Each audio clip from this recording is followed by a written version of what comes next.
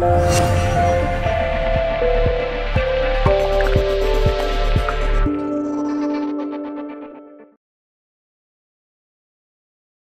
próxima pessoa então que irá fazer aqui a palestra para vocês é médico dentista, é hipnoterapeuta, faz medicina sinergética e bioenergética, desculpem, medicina sintergética, assim é que se diz bem, e bioenergética, e é sócio-gerente e diretor da Clínica Médico-Dentária de São Francisco de Assis. Para falar sobre a espiritualidade e a medicina, eu chamo aqui o Dr. Rui Caldevila. Quando me convidaram para falar aqui na Mindália, convidaram-me para eu escolher o tema, não é? E na altura eu pensei em falar sobre aquilo que eu faço em termos de medicina. Eu sou médico dentista e quando me perguntam porque é que um médico dentista seguiu esta área, ou uma área assim mais complementar, de medicina complementar, eu segui pelo simples facto de que eu, na verdade, sempre busquei trabalhar o ser no seu ponto integral. Nunca entrou um molar na minha clínica sozinho, vem com uma pessoa.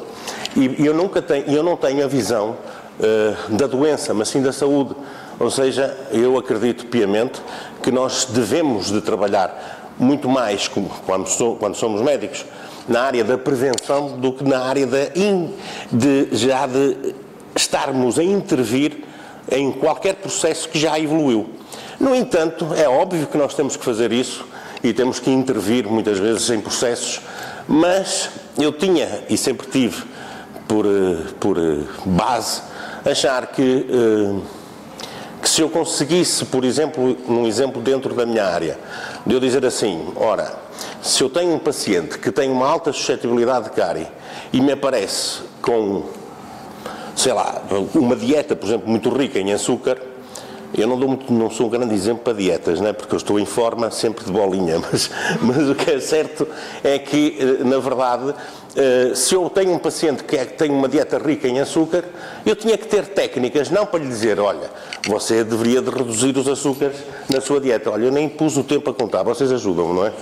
Pronto, ok. É que eu preparei para pôr o tempo e depois esqueci-me. Bom, e o que acontece é que se eu disser isto ao paciente, ele durante 2, 3, 4 dias irá realmente lembrar-se e é capaz de não comer a bola de Berlim, nem o jesuíta, né? Mas ao 3º, 4º dia voltará àquele esquema normal de uma dieta rica em açúcar. Ora, se eu conseguir que ele, numa fase inicial, entenda que o que ele está a fazer é uma fuga, e eu digo numa fase inicial porque há muita gente que entende, mas está na razão no sentido deste chakra da razão. Não é o chakra do coração, ou seja, da ação, porque perceber e entender são coisas distintas. Não adianta nada eu fazer uma pessoa só entender, eu preciso que a pessoa também perceba, não é? Mas numa primeira fase, essa pessoa entendeu e entende que pode estar a fazer uma fuga emocional, uma fuga, enfim, talvez por carências, isso não sei, depende de cada um e depende de cada caso. Aliás, foi outra coisa que me levou muito a estudar sobre medicinas mais antigas, como a ayurvédica, a medicina tradicional chinesa e outras, foi perceber primeiro que eles partem de um princípio diferente da medicina convencional, ou seja, partem da área da saúde.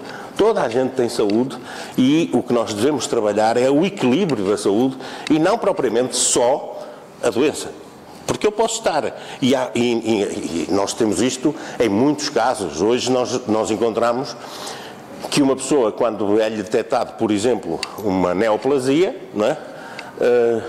O que se trata é a neoplasia. Não é propriamente a pessoa. É muito mais interessante saber se é grau 3, se é grau 4, qual é o órgão, e a partir daí passa-se a tratar como um protocolo tudo aquilo que é necessário tratar. Mas só que acontece que isso é uma pessoa diferente daquela outra no dia anterior, que o mesmo médico provavelmente passou o mesmo protocolo e com o mesmo grau e com o mesmo tipo de tumor. Ora, não é essa a medicina que eu gostaria de praticar e, portanto, não é essa que eu pratico. Quando escolhi o tema, portanto, espiritualidade e medicina, Escolhi-o porque há uma ideia generalizada que nós estamos a falar, quando falamos de espiritualidade, que estamos a falar de alguma coisa esotérica. E, na verdade, a espiritualidade é a base, uma das nossas bases. E então, eu trago-vos aqui algumas coisas, por exemplo, a Organização Mundial de Saúde, no seu domínio WHOQOL 100, se vocês quiserem, eu até posso escrever ali, não é? Ou não, se calhar não é necessário, mas pronto. A Organização Mundial de Saúde dá como definição de saúde o bem-estar físico, emocional, mental, social e espiritual. Ou seja, a Organização Mundial de Saúde já diz que nós temos que trabalhar como terapeutas, como médicos, com todas estas componentes de uma pessoa. Nós não podemos, obviamente, como eu disse, o molar não vem sozinho, eu não posso de forma nenhuma estar a deixar de parte todas estas componentes que existem neste ser humano que está diante de mim. E essa parte da espiritualidade, as pessoas também confundem com o espiritismo. E não tem nada a ver. Espiritualidade é uma filosofia de vida, é uma forma de encarar a vida, de olhar a vida. E é uma forma que deveria de ser, na minha ótica, de toda a gente, é óbvio, mas eu não sou fundamentalista em coisa nenhuma e, portanto, não ando a apregoar que toda a gente deve ser igual, justamente porque eu passei justamente esta fase inicial da minha palestra a dizer que nem toda a gente, não há ninguém igual. Igual nós somos em termos energéticos, ou seja, nós todos somos átomos. Portanto, aí nós somos. Então, se eu partir, por exemplo, de um princípio de trabalhar a espiritualidade de uma pessoa, que não o espiritismo, como eu disse, porque é uma religião, isso já é diferente. Da mesma forma como há muita gente que julga que o budismo, por exemplo, é uma religião. E o budismo não é uma religião, é uma filosofia de vida. Da mesma forma como o catolicismo deveria de ser uma filosofia de vida, mas está convertido muito em religião. Eu não estou com isto, não tenho nada contra as religiões, até porque no meu próprio percurso, eu também, em pequeno, achei que devia ser padre, mas no fundo, eu como padre gostaria de ser, dentro da carreira, o máximo, não é? Portanto, queria ser papa. E não me garantiram, eu vim-me embora. Portanto, eu estou a brincar, é óbvio. Mas a verdade foi uma opção que eu fiz, porque fui em busca justamente de uma ação dentro da espiritualidade que eu já trazia. É preciso trabalhar, ter uma certa apetência? Eu acho que sim, é verdade. Mas ao mesmo tempo é preciso ter uma escolha. E é isso que eu quero hoje deixar aqui um pouquinho com vontade de escolherem este texto. Porque reparem uma coisa, ser espiritualista é ter fé. E fé, quando uma pessoa me pergunta o que é, eu digo, não se explica ou se tem ou não se tem. Não é? Agora, por exemplo, eu acho que as pessoas com maior fé não são os espiritualistas, são os materialistas. Esses é que têm muita, muita fé. E quando vocês ficam assim, os materialistas têm a fé? Têm. Porque se eu lhes perguntar se eles veem esta mesa, eles vão me dizer, vejam. E eu digo, não, vocês estão a ver a luz que reflete esta mesa. Porque se não houver luz, não estão a ver mesa nenhuma. E se eu for falar-lhes, e se eles entenderem de física, mas isso quase toda a gente entende o mínimo, nós sabemos que polaridades iguais se repelem e as contrárias se atraem. Ora, se isto tudo aqui na minha mão, se terminasse a minha mão aqui eu estou a dizer na pele, pronto, eu tinha um problema grave porque não tinha átomos aqui na pele, não é? Portanto, não termina. Isto expande energia e expande luz e expande outras coisas que a gente não consegue ver porque tem uma visão fraquinha em relação aos outros animais. Ou seja, se isto são átomos também, a camada exterior dos átomos são elétrons que são negativos. A camada exterior. Claro, há agora as subpartículas atómicas, mas eu estou a falar naquelas que são polarizadas e que conhecem-se a polaridade. Ora, se aqui também é átomos, também é negativo. Então, se eu lhe disser a um materialista, ora, toque aqui, e ele diz, toquei, estás a ver, olha, eu posso tocar. É outra fé, não é? Porque ele não está a tocar. Ele pode ter a impressão que toca, mas sendo átomos e sendo negativo, está a repelir. É quase que toca, mas não toca. Portanto, isto pelos princípios da física, portanto, eu não estou a dizer também nada esotérico, né? Bom, ora, fé salva, a oração salva, os estados de alma salvam. E vocês sabiam que há uns tempos atrás, há uns anos atrás, ninguém ia ao hospital, à urgência, de serviço de urgência, dizendo que, olha, estou triste. E porque tristeza não era uma doença, era um estado de alma. Hoje a tristeza passou a ser um dos capítulos para diagnosticar as depressões. Então, quando chegas ao hospital hoje e diz eu estou triste, normalmente é encaminhado para um psiquiatra, porque o grande problema é que ele está depressivo, ou ela. E às vezes não, a pessoa está lúcida. Isto faz-me lembrar uma história de um amigo meu, médico, que é psiquiatra, que um dia chegou-lhe um paciente carregado de medicações antidepressivas, etc. E ele disse, mas quem é que lhe aceitou? Ah, foi um colega seu. Pronto. E na altura, ele olhou e disse, mas porquê é que você está a tomar isto tudo? Ele disse, olha, eu trabalhava numa empresa, a empresa fechou, eu tenho 4 filhos, a minha mulher também trabalha, mas o salário dela não dá não dá, eu tenho que fazer uma ginástica e mesmo assim estamos com imensas dificuldades. O psiquiatra olhou para ele e disse assim, não, você não está depressivo, você está lúcido. Porque se me viesse aqui e me dissesse que estava feliz numa situação dessas, aí é que era capaz de ser complicado. Agora você está-me a falar de uma coisa lúcida, não é? É claramente lúcido o que você me está a dizer. Ora, lucidez também não é doença, não é? Então, o que acontece é que nós precisávamos de dizer assim, mas então o que é que são realmente doenças? E nós, se formos buscar, e outro é um livro que é o Código Internacional de Doenças. O Código Internacional de Doenças, que faz parte da Organização Mundial de Saúde, dizer quais são as doenças e como elas devem ser classificadas. Por exemplo, se aparecesse-me uma pessoa dizendo que houve a avó, que já morreu, que vê, sei lá, uma outra pessoa qualquer, se eu entendesse seguir os padrões da medicina convencional, em princípio eu ia achar que a pessoa podia estar ou borderliner ou muito próximo da esquizofrenia, se ouvia vozes, etc. Bom, no entanto, a Organização Mundial de Saúde, através deste Código Internacional de Doenças, o CID-10, no item F44.3, se vocês quiserem anotar, podem depois ver. Por exemplo, passou a dizer que a obsessão espiritual oficialmente passou a ser conhecida na medicina como possessão em estado de transe. Ou seja, nem a obsessão espiritual sequer é uma doença. E, no entanto, não existem as obsessões? Claro que existem.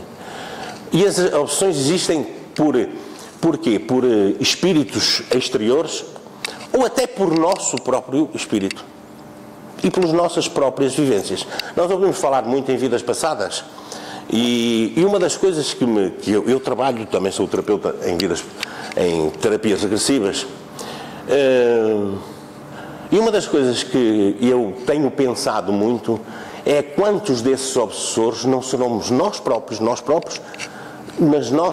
com os nossos pesos de vivências de vidas passadas e que vêm de alguma forma, e eu tenho dito isto, e digo-vos isto, porque por experiência eu tenho tido muitas vezes terapias regressivas em que a pessoa no final vira-se para mim e diz-me assim, olha, isto foi uma vida passada ou fui eu que inventei? E a resposta é, o que é que você acha? E se a pessoa me disser, fui eu que inventei. Ah, foi? Então explique-me porque é que inventou isto e não outra coisa qualquer. Porque é que foi isto que inventou? E quando nós começamos a fazer uma análise, porque não é importante qual é a história, nem é importante qual é a técnica que a pessoa regride. O mais importante é como é que nós integramos isto depois na sua própria vida. Porquê? Porque se a pessoa me procura e está com algum problema, eu digo muitas vezes aos meus pacientes que eu não sou terapeuta de problemas, sou terapeuta de soluções. Ou seja, eu gosto da terapia das soluções. Mas a terapia das soluções precisa que a gente identifique o problema. Porque senão, que solução vou eu ter para um problema que eu desconheço? Não é? Ora, é neste campo de espiritualidade e medicina que eu vos queria dizer que dentro da espiritualidade não estou a falar nada esotérico, não estou a falar nada transcendente, estou a falar algo que a medicina deve atuar mesmo. Agora, mas como é que se atua na espiritualidade dentro da medicina?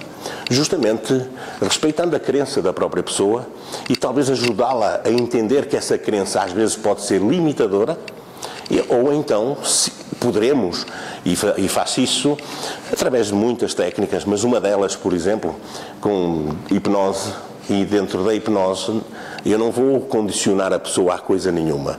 Eu vou ajudá-la a perceber num estado alterado de consciência que aquilo que ela diz eu ser, na verdade foi uma gravação que ela fez no disco próprio da sua mente, mas que ser é demasiadamente forte, ou seja, é perigoso. Quando a gente, a partir de hoje, se vocês quiserem uma sugestão, não é? Antes de dizer eu sou, vocês pensem o que vem a seguir. Porque o eu sou é muito, grava muito, em termos da nossa mente, da nossa consciência, grava muito. Então, em vez de dizermos eu sou, porquê é que nós não dizemos estou? O estar é um verbo transitivo. A gente está e deixa de estar, não é? Ou seja, quantas vezes nós ouvimos pessoas a dizer não posso comer isto por causa dos meus diabetes? Se a pessoa diz para o seu organismo que os diabetes são seus, como é que o cérebro vai permitir que isto desapareça? Faça-se a medicação que fizer, faça-se as técnicas que fizerem. O que é preciso é mudar toda a forma como nós nos vemos, ou seja, os nossos significados. E é esse o trabalho que se faz com a hipnose, ajudar as pessoas a ressignificarem tudo aquilo que elas acham que são bloqueios, situações limitantes da sua própria vida, não é? Ora, é isso que é trabalhar com espiritualidade. Trabalhar com espiritualidade é eu não pôr em dúvida que alguém fala com a avó, que já partiu. É eu ajudá-lo a perceber, ou ajudá-la a perceber, porque é que a avó lhe aparece, o que é que ficou por resolver entre ele e a avó, ou ela, e o que é que aquilo pode significar como projeto de vida para o futuro. Porque sabem uma coisa, não existe, e isso é verdade, eu tenho absoluta fé nisto, porque eu também tenho fé e muita, porque se não tivesse não estava aqui, não é? Mas uma fé enorme em que não existem médicos especiais, não existem terapeutas especiais. Existem, isso sim, pacientes especiais. Ou seja, quando nós temos a sorte de apanhar um paciente especial, alguém que se compromete com aquilo que nós lhe propomos, porque nós somos apenas um indutor, um condutor, um ajudante no processo. E se a pessoa realmente se compromete e faz as mudanças que a vida lhe está a propor, porque para nós toda e qualquer doença é apenas uma chamada de atenção para algo que nós estamos a fazer errado. E se essa pessoa resolver fazer tudo isso, nós ficamos com uma fama enorme. Nós. Porque, olha, até o tratou de uma neoplasia. Imagina, ele curou-se de uma neoplasia com aquele médico. Não foi nada. Quem se curou foi ele próprio. Agora, ele fez o processo. Ele resolveu ir dentro de si próprio. Resolveu ir em busca. Resolveu abrir a caixa de Pandora, resolveu trabalhar a sua parte emocional, resolveu trabalhar a sua parte sentimental, as suas relações humanas, tudo o que está na definição da Organização Mundial de Saúde. E resolveu tratar a sua espiritualidade, as suas crenças. Mas o que é isso? Quer dizer, deixou de ser católico para passar a ser budista? Não, mas se calhar encontrou uma paz maior numa outra forma de ver a vida e de estar na vida. O que nós sabemos, e isto tem sido relatado em muitos casos, por exemplo, de experiência quase morte, é que as pessoas, quando retornam dessas experiências, vêm completamente diferentes. Então, há um dos grandes problemas, que é uma das causas maiores de muitas das doenças, mesmo a nível físico, é o medo da morte. E a morte é a única coisa que dá sentido à vida. Porque, realmente, se a morte não existisse, qual era a diferença que existe entre ser bom ou ser mau? Era a qualidade da nossa morte. Ou seja, nós sabermos que nada terminou, mas que tudo continua.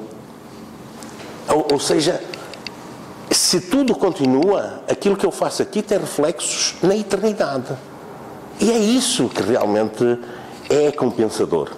Mas, vocês reparem uma coisa, é que se tem reflexos na eternidade, significa a responsabilidade enorme que nós temos, até mesmo nas convivências com outras pessoas, de passar mensagens mais produtivas, mensagens mais credíveis, ou pelo menos mais tranquilizadoras. Se só fosse isso, acreditar na vida após a morte é muito melhor do que não acreditar. Portanto, a morte, pensem bem nisto, dá o sentido à vida. É realmente o ato máximo de um pai, chamem-lhe energia, chamem-lhe o que vocês quiserem, eu chamo-lhe essência. Só para fugir das ideias das religiões, eu chamo-lhe essência. Da essência pura. E essa essência pura põe-nos a oportunidade, sempre, de nós fazermos tudo o que acharmos que é aquilo que devemos fazer. E por isso, quando nós, isto numa imagem da Bíblia, não é? Nós temos que Deus pôs o Adão e Eva no paraíso, não é? E ao colocá-los no paraíso, disse-lhes, olha, podem fazer tudo, menos comer daquela árvore, que é a árvore da sabedoria. Não sei se sabem que é assim que se chamava a árvore da sabedoria. E então o que é que aconteceu? Eles resolveram contrariar e então foram comer uma maçã. Imaginem, numa macieira pegaram uma maçã e condenaram-nos a não ter sabedoria, mas sim pequenos conhecimentos. Ou seja, porque nós só vamos obtendo maçãs. Até um dia a gente voltar e encontrar de novo a árvore da sabedoria. Portanto, aquilo que eu acredito piamente é que se eu exercer uma medicina com alma, uma medicina e com espiritualidade, claro que eu vou fazer todo um compromisso diferente com os meus pacientes. Não que eu seja melhor ou pior do que ninguém, porque não sou igual, mas tenho uma visão, esta visão que vos estou a apresentar, e esta visão tem dado ótimos resultados.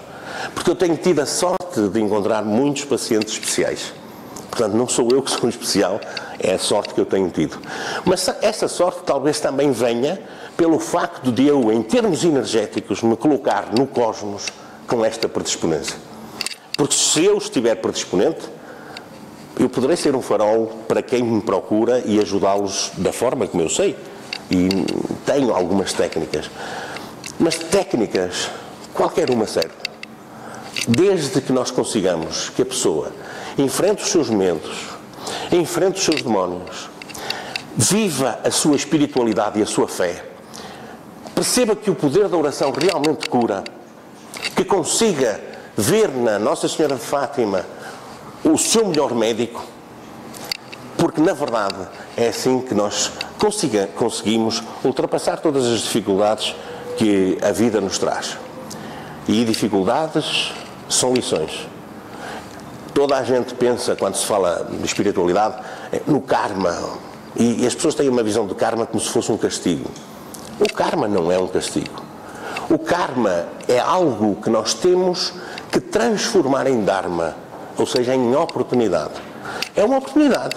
Nós estarmos com uma pessoa, porque escolhemos aquela pessoa, mas aquela pessoa, no fundo, ama-nos, nós também a amamos, mas tem umas coisinhas que não são tão boas. Que ótimo! É nisso que nós aprendemos. Nós não aprendemos. Mas como é que nós iríamos saber o que era bom sem ter qualquer outra coisa para comparar? Sim, porque nós vivemos de comparações. Ou seja, nós temos que ter o mal que é para perceber o que é bom. Por isso é que é verdade que existem demónios? Sim. Mas quais são os maiores demónios? Aqueles que nós temos dentro de nós próprios. Muito obrigado. Espero que eu tenha sido explícito. Muito obrigado.